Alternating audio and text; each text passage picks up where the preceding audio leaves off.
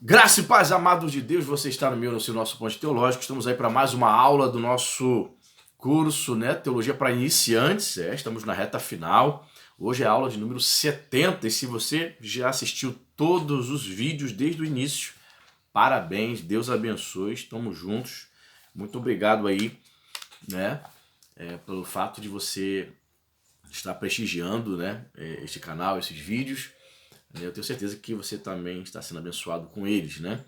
E você que está chegando agora, né, no nosso canal, se inscreva, você não é inscrito, se inscreva, ative o sininho da notificação, dê o like, comente, ajude o nosso canal.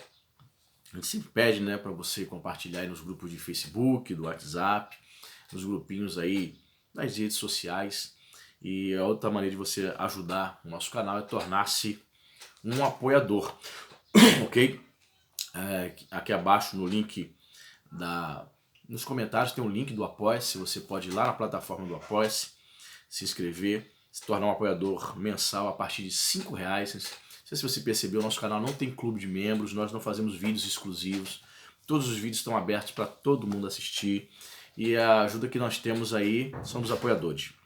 Você vai clicar lá no Apoia-se e a partir de 5, 10 reais, 15, dentro das suas possibilidades, aquilo que o Senhor Jesus colocar no teu coração, você vai se tornar um apoiador mensal. Fazendo isso, vamos colocar você no grupo de WhatsApp, perfeito? No nosso grupo do WhatsApp. E dentro em breve vamos começar a sortear os livros de teologia, né? Nós temos uma meta financeira, você vai ver lá no Apoia-se. Nós vamos começar a sortear livros de teologia para os apoiadores, é um bônus, né? Você não está entrando para se tornar um apoiador, você está pagando para receber um livro. Não, o sorteio é um bônus. Você está, na verdade, em primeira instância, você está abençoando o nosso canal, certo?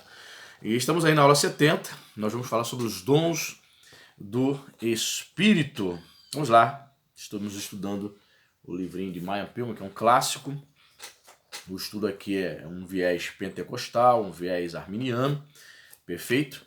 Eu sou calvinista, seja bem-vindo da mesma forma, ok? Vamos lá. A natureza geral dos dons. Os dons do Espírito devem distinguir-se do dom do Espírito. Os dons do Espírito é uma coisa e o dom do Espírito é outra. Tá? Os primeiros descrevem as capacidades sobrenaturais concedidas pelo Espírito Santo para ministérios especiais.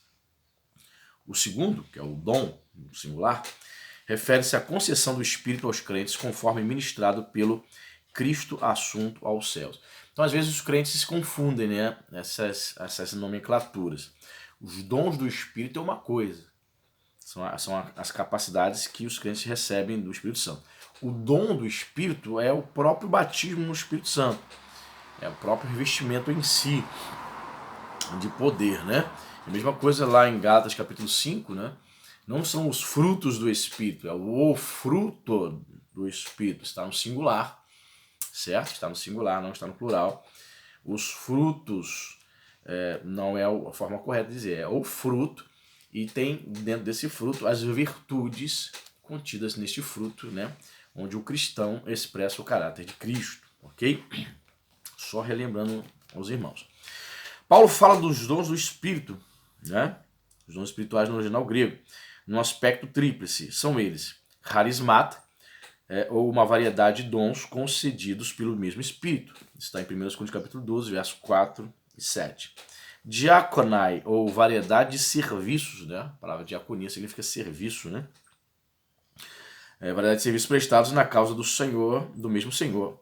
E energemata, ou variedade de poder do mesmo Deus que opera tudo em todos. Todos esses aspectos referem-se à manifestação do Espírito que é dada aos homens para proveito de todos. Qual é o propósito principal dos dons do Espírito Santo? São capacidades espirituais concedidas com o propósito de edificar a Igreja de Deus por meio da instrução dos crentes e para ganhar novos convertidos, né? Então qualquer ideia onde possa o indivíduo manifestar no seu coração, achando que o dom do Espírito é para ele se destacar entre os demais, é para a sua vanglória, é para ele se gabar, para ele ter status no meio dos outros cristãos, essa ideia deve ser descartada do coração do cristão, certo? Os dons do Espírito Santo é para a edificação da igreja. para a instrução, para que o corpo, né, no seu todo, seja abençoado. Ok? Em 1 Coríntios capítulo 12, verso 8 a 10, Paulo, diz aqui o Mayan Pilgrim, Paulo enumera 9 dons, 9 desses dons, que podem ser classificados da seguinte maneira. Número 1, aqueles que concedem poder para saber sobrenaturalmente, palavra de sabedoria, palavra de conhecimento e discernimento, né?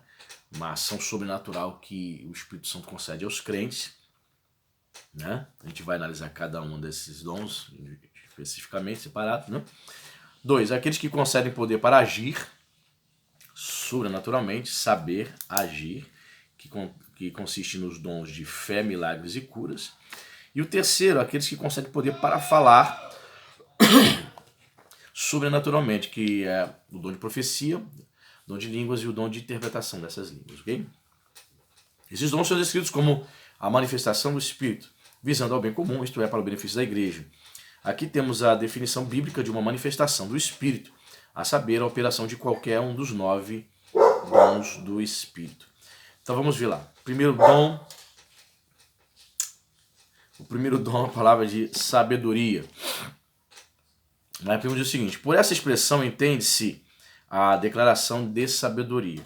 Que tipo de sabedoria?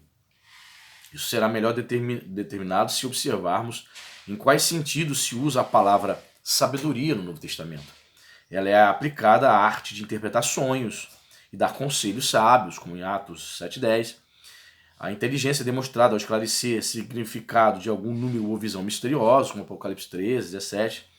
A prudência em tratar sobre assuntos, em Atos capítulo 6:3.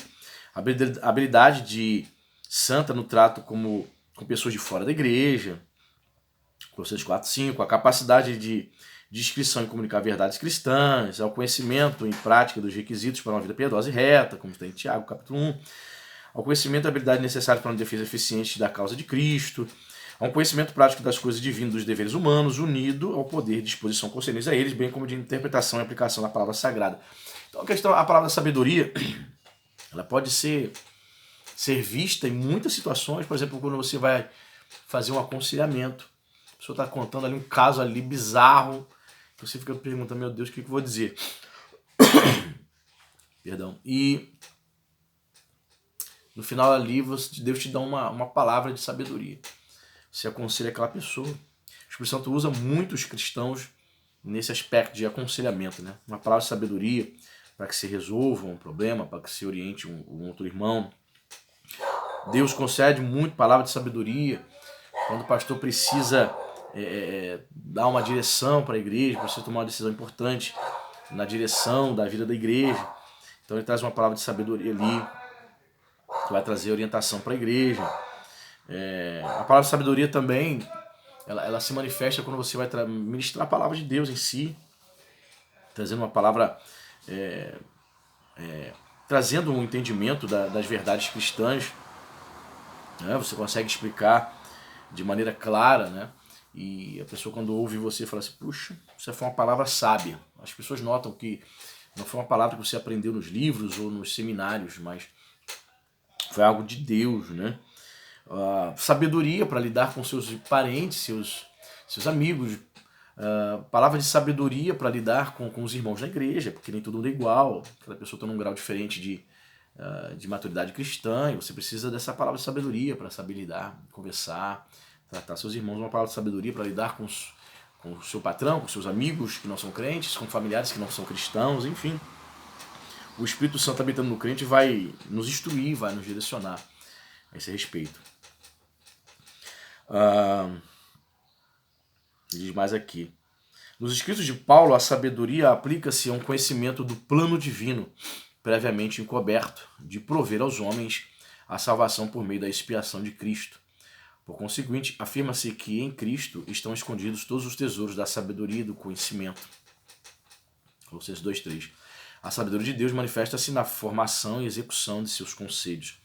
A palavra de sabedoria, pois, parece significar habilidade ou capacidade sobrenatural para expressar conhecimento nos assuntos supramencionados. Ou seja, percebe-se, você vai notar, com certeza você deve conhecer, eu já ouvi muitas vezes, homens, pregadores, pastores, que tem uma sabedoria de Deus tremenda. Você vê, não tem uma formação, né, formal, não há uma formação formal num seminário, numa faculdade, mas a pessoa é extremamente sábia, a pessoa pregando, você vê que é Deus concedendo a sabedoria. Enfim, a palavra de sabedoria é um dom maravilhoso concedido aos crentes que buscam o Senhor, né, e são cheios do Espírito Santo, né. A segunda dom aqui, que está classificado como os dons de saber, é a palavra de conhecimento. Muitos pentecostais chamam de palavra de revelação. Ah, Deus me deu uma revelação. Então, esse é o dom de palavra de conhecimento. O Maiapeu diz o seguinte: é um pronunciamento ou declaração de fatos inspirado de um modo sobrenatural. Em quais assuntos? Um estudo da palavra conhecimento do Novo Testamento nos dará resposta. A palavra denota o conhecimento de Deus, conforme oferecido nos evangelhos, especialmente na exposição que Paulo faz em 2 Coríntios 10:5. O conhecimento das coisas que pertencem a Deus, Romanos 11:13. Inteligência e conhecimento, Efésios 3:19. Conhecimento da fé cristã, Romanos 15:14. O conhecimento mais profundo, mais perfeito e mais amplo da vida cristã, que os mais avançados na vivência cristã possuem. Ou seja, veja em quantas áreas, né, a palavra de conhecimento pode se manifestar. O conhecimento mais elevado das coisas divinas cristãs, das quais os falsos mestres se orgulham. A sabedoria moral, como se demonstra em uma vida reta. E vai citando vários versículos aqui. E nos relacionamentos com os demais. O conhecimento que diz respeito às coisas divinas e aos deveres humanos. Principalmente no meio pentecostal, né? Pessoas que têm buscado esse dom. Ela tem uma palavra de conhecimento, uma revelação, né, acerca do que a pessoa está vivenciando. A pessoa, né, ela não contou para ninguém sabe, você tem uma palavra de conhecimento, uma revelação, e ali você traz algo da parte de Deus para ela. Eu entendo também que essa palavra de conhecimento pode ser uma revelação direta que Deus te dá, ou uma direta mesmo, colocando no teu coração um pensamento, algo a respeito de uma pessoa, de uma situação.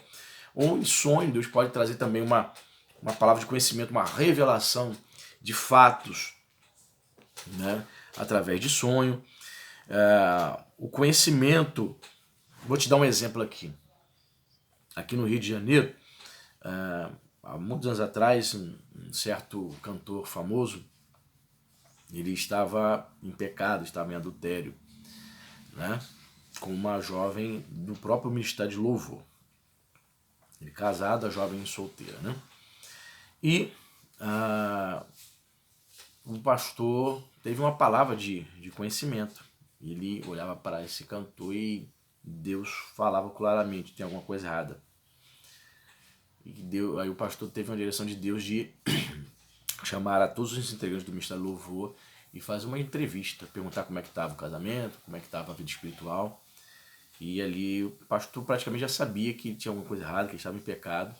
Confrontou ele, chegou na parte dele, no momento dele, confrontou ele caiu em pranto, choro e confessou o pecado dele, né? Com a disciplina e tal. Ou seja, você vê claramente que foi o Espírito Santo que deu uma palavra de conhecimento. Tem alguma coisa errada. Vai lá, confronta. Então note, então o Espírito Santo ele vai usar os líderes e os homens e mulheres de Deus para receber essa palavra de conhecimento, né? De situações que visam o bem-estar da igreja, o bem-estar dos irmãos, das ovelhas, né? Aí diz assim: qual a diferença entre sabedoria e conhecimento? Segundo um erudito, conhecimento é o entendimento profundo ou a compreensão das coisas divinas. E sabedoria é o conhecimento prático ou habilidade que ordena ou regula a vida de acordo com seus princípios fundamentais. O dicionário de Tyler declara que sempre que as palavras conhecimento e sabedoria são usadas juntas, a primeira parece ser o conhecimento considerado em si mesmo, e a outra o conhecimento manifestado em ação. Fé. Muito bem, fé. Terceiro dom aqui, né? Fé.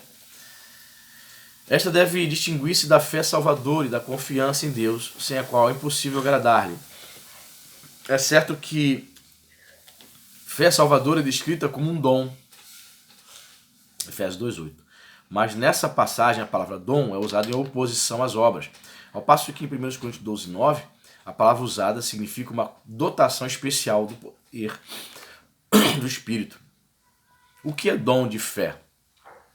Donald Gee descreve da seguinte maneira, abre aspas, uma qualidade de fé, às vezes chamada por nossos teólogos antigos de fé miraculosa, parece vir sobre alguns dos servos de Deus em tempos de crise e oportunidades especiais, de uma maneira tão poderosa que são elevadas fora do reino da fé natural e comum em Deus, de forma que tem uma certeza divina posta em suas almas que os faz triunfar sobre tudo. Possivelmente essa mesma qualidade de fé é o pensamento do nosso Senhor quando disse em Marcos 11:22, tenham fé em Deus. Era essa fé com essa qualidade especial da qual pôde afirmar que um grão dela podia mover uma montanha. Um pouco dessa fé divina, um atributo do Todo-Poderoso posto na alma do homem, que milagres pode produzir. Então a gente tem que saber separar.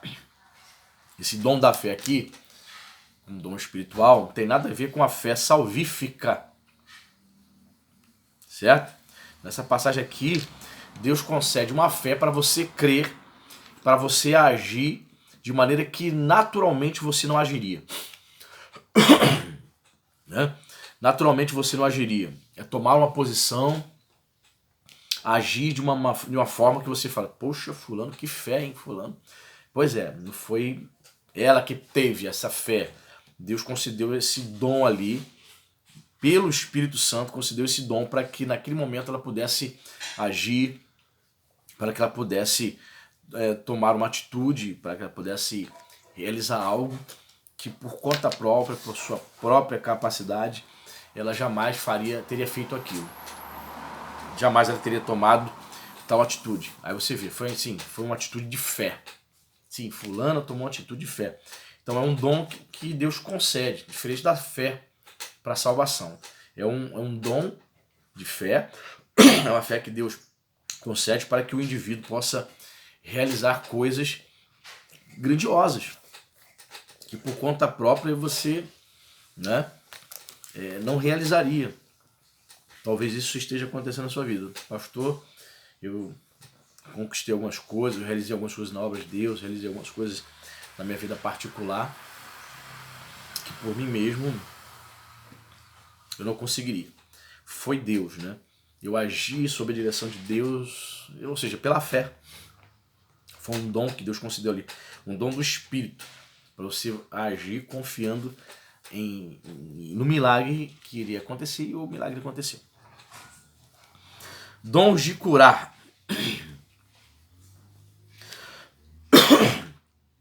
E diz mais aqui, Maia Pilma. Dizer que uma pessoa tem os dons, observe plural, talvez referindo-se a uma variedade de curas. É verdade, ó, é plural, dons de curar, não está escrito dons de cura. Interessante, né? Significa que são usados por Deus de uma maneira sobrenatural para, por meio da oração, dar saúde aos enfermos. Muitos teólogos entendem que está no plural porque Deus concede ao indivíduo que está orando ali para o enfermo dons de cura, ou seja, são vários dons para curar várias enfermidades distintas, diferentes. Seria isso.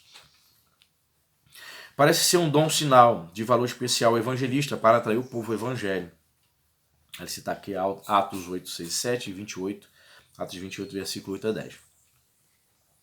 Não se deve entender que nem possui esse dom, ou melhor, não se deve entender que quem possui esse dom, ou a pessoa possuída por esse dom, tem o poder de curar a todos.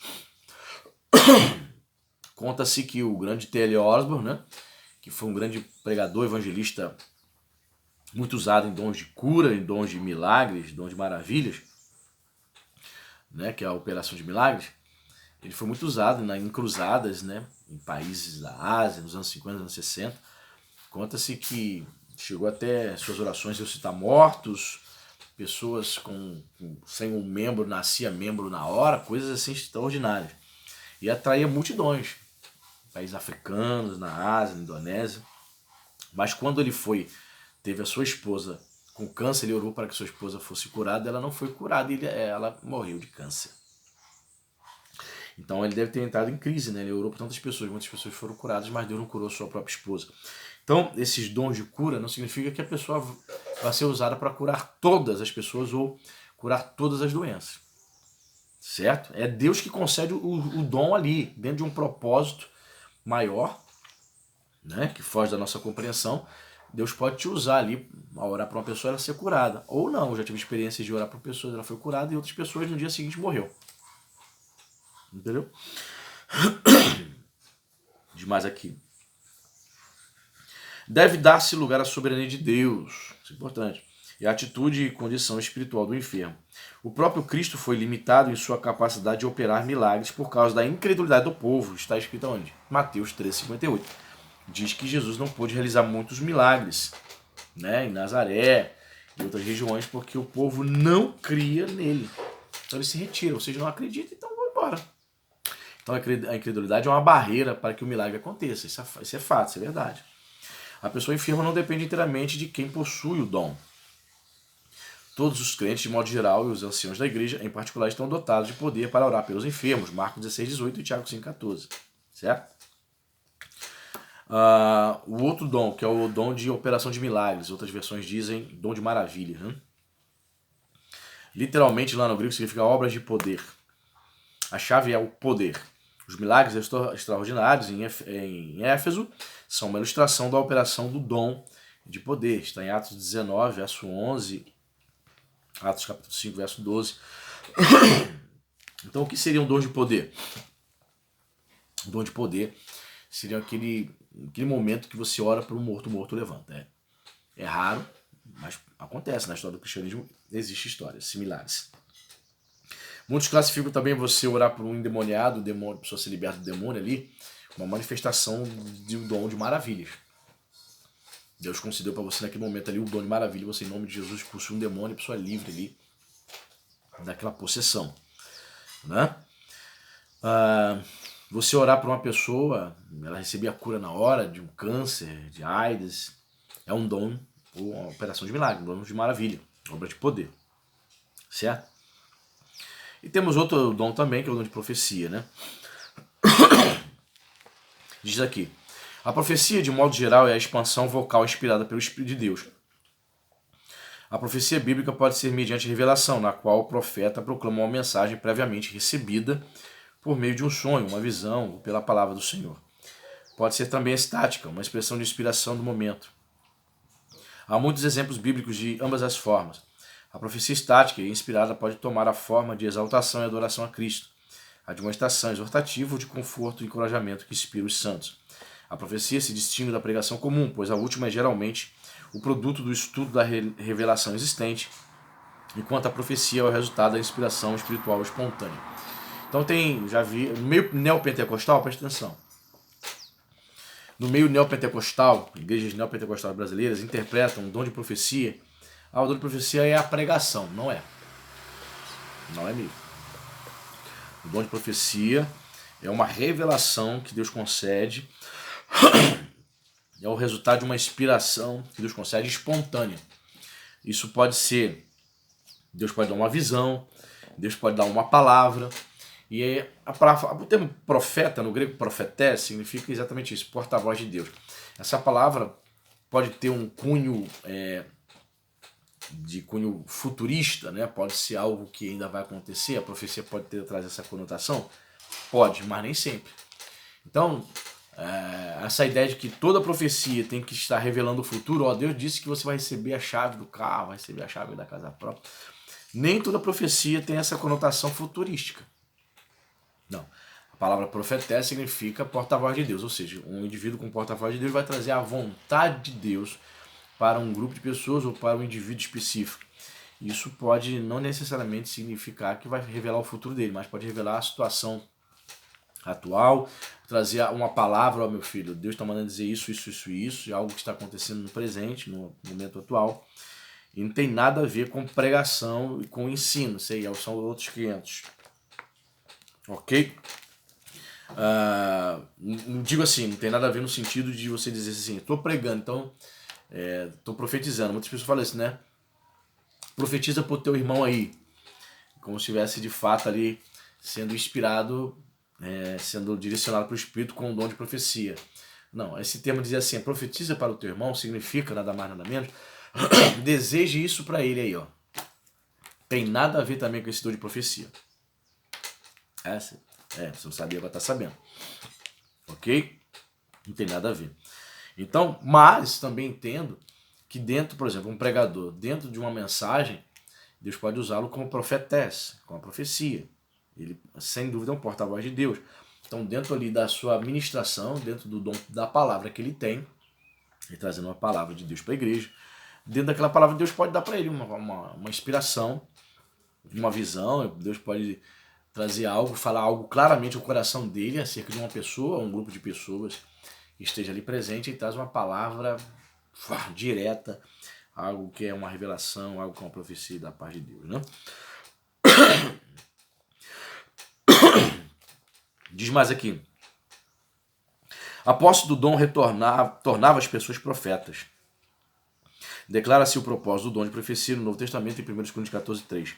O profeta edifica, exorta e consola os crentes. Ele edifica, 3 funções do profeta. Edificar, ou seja, consolidar, né? Construir uma vida sólida espiritual. Exortar. Exortar na língua portuguesa tem um sentido de chamar atenção, dar bronca, mas também significa motivar, trazer ânimo. E consola os crentes, né? A palavra consola aqui é o mesmo termo lá usado para referir-se ao Espírito Santo Consolador, Paráclito, né? E tem sentido trazer consolação através daquela declaração, daquele discurso da parte de Deus para o indivíduo ou para o grupo de pessoas.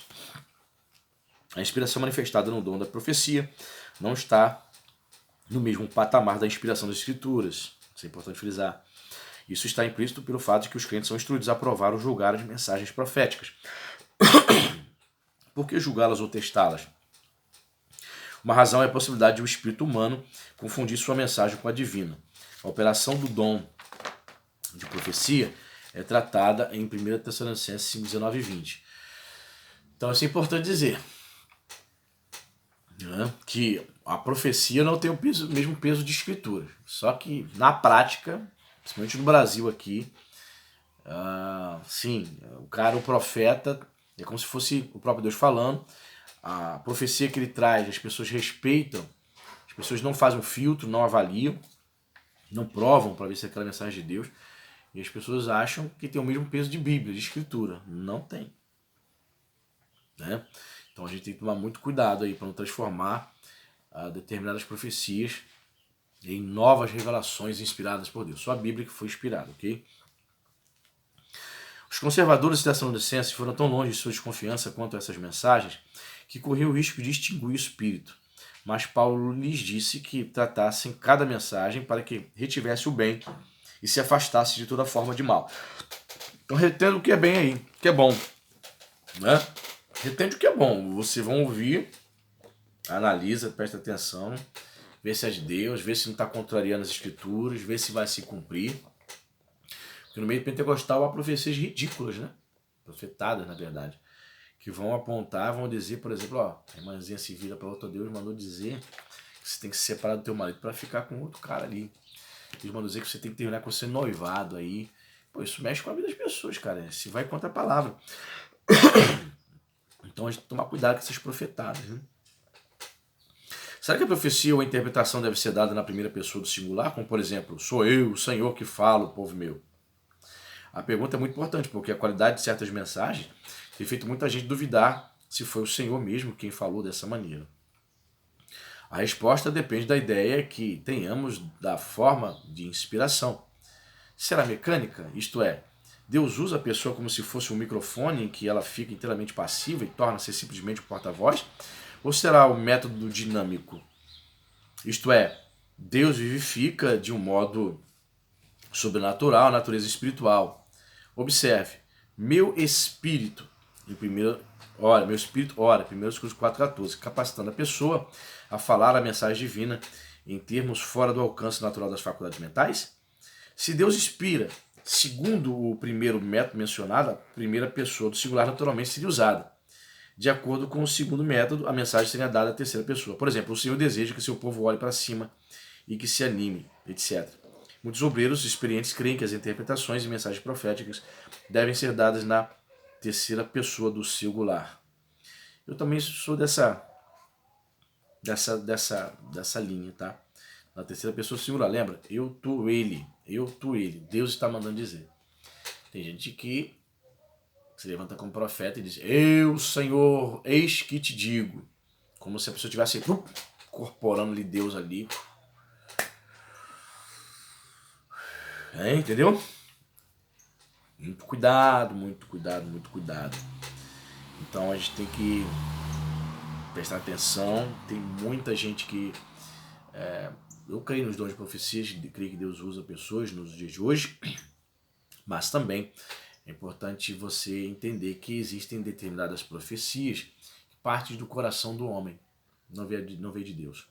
É humana, carnal. E existem, pior, né, profecias que são diabólicas, né? Certo pastor disse que na sua igreja havia uma senhora que ficava profetizando para todo mundo. As profecias dela eram todas furadas, não se cumpriam ou acontecia tudo o contrário. Até que teve um dia que ele confrontou ela: minha senhora, eu não quero que a senhora fique mais falando aqui, não. A senhora está trazendo confusão para a igreja, está trazendo divisão. Não permito mais que a senhora fique trazendo esse tipo de profecias aqui. E ela falou, e quando disse isso, ela ficou muito revoltada, deu as costas, virou as costas, foi embora da igreja. E antes de bater a porta da igreja para ir embora, para nunca mais aparecer, ela se volta para o pastor e diz assim: eis que te digo, dentro de 7 dias tu vai morrer. Falou pro pastor. Obviamente, o pastor não morreu. Né? Então tem muitos profetas aí de meia tigela, usados pelo diabo. Né? Contrariou o profeta, ele se volta contra o líder da igreja, eis que Deus vai te matar. Então, tem que tomar muito cuidado. Os verdadeiros profetas, eles agem na simplicidade, eles são usados por Deus de maneira simples. E você vai, se você tiver discernimento, que é outro dom que a gente vai falar na próxima aula, você vai perceber isso. Ok? Deus abençoe. Até a próxima aula. Dê o like, compartilhe em nome de Jesus.